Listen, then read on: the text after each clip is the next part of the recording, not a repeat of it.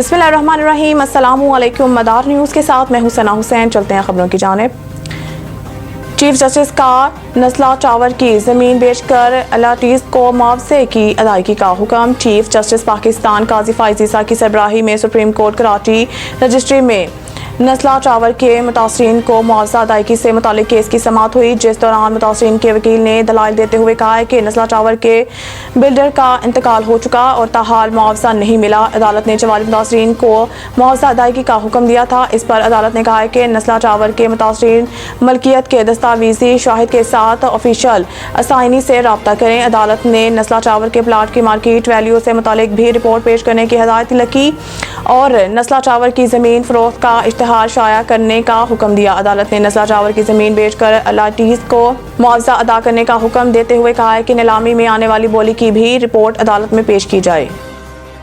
इस्लामाबाद में रोटी की कीमत में कमी का नोटिफिकेशन मअतल। जस्टिस तारिक महमूद जहांगीरी ने नान बाई वेलफेयर एसोसिएशन के सदर की दरख्वास्त पर समाअत की। अदालत ने जिले इंतजामिया का नान रोटी की कीमतों में कमी का नोटिफिकेशन 6 मई को आइंदा समाअत तक मअतल कर दिया।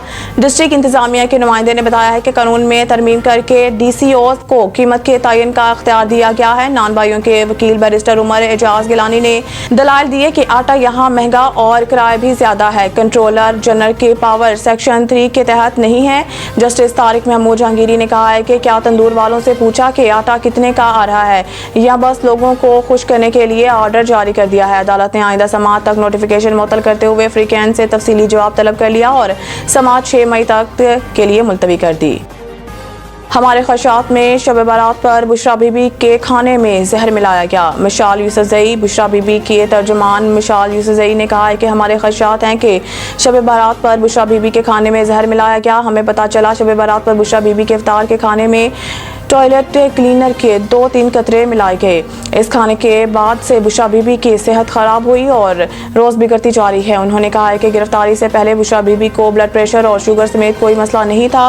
गिरफ्तारी के बाद से इनकी सेहत खराब है, कुछ ना कुछ तो ज़रूर हुआ है। अदालत 3 हफ्तों से कह रही थी कि बुशरा बीबी के मेडिकल टेस्ट कराए जाएँ। मेडिकल टेस्ट इस वक्त क्यों नहीं हुए? कौन था जो मेडिकल टेस्ट में रुकावट डाल रहा था? इनका कहना था कि बेनज़ीर भुट्टो या मरियम नवाज की बात होती है तो वो सियासी शख्सियत हैं। बुशरा बीबी सियासी शख्सियत नहीं, घरेलू खातून हैं। इनको इसलिए निशाना बनाया गया कि वो बानी PTI की अहलिया हैं।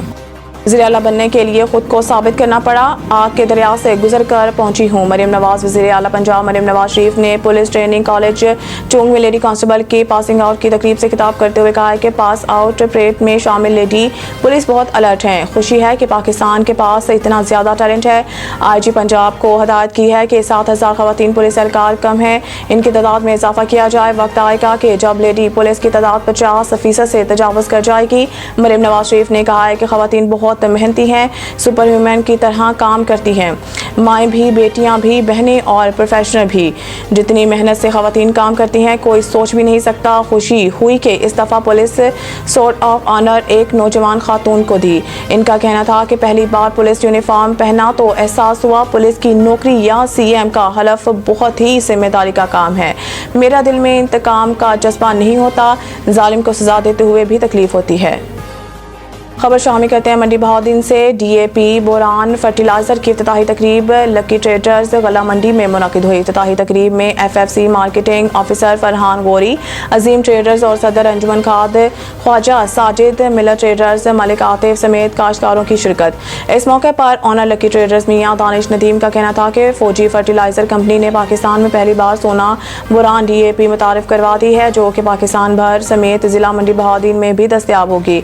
उन्होंने सोना DAP बोरान की अफादियत के बारे में बताते हुए बताया है कि DAP की खाद की ताकत को बरकरार रखते हुए इसमें बोरान की वैल्यू एडिशन की गई है। हमारे district bureau chief Umar Bhat की रिपोर्ट के मुताबिक FFC marketing officer Farhan Gauri का कहना था कि सोना बोरान DAP की खाद से न सिर्फ नाइट्रोजन और फास्फोरस मुहैया होगी बल्कि बोरान की इजाफी ताकत को भी शामिल किया गया है। सोना बोरान DAP के इस्तेमाल से फसलों की जड़ों की नशोनुमा और अच्छे जड़ के साथ साथ बोरान की इजाफी ताकत से सिटों की लंबाई और दानों की तादाद में भी खातिर ख्वाह इजाफा होगा। बोरान को पाकिस्तान की ज़मीनों में 60% कमी की वजह से DAP में शामिल किया गया है और ये बाकी अज्जा के साथ मुताबिकत भी रखता है, जिससे अब फसलों की पैदावार में मज़ीद इजाफा होगा और किसान खुशहाल होगा।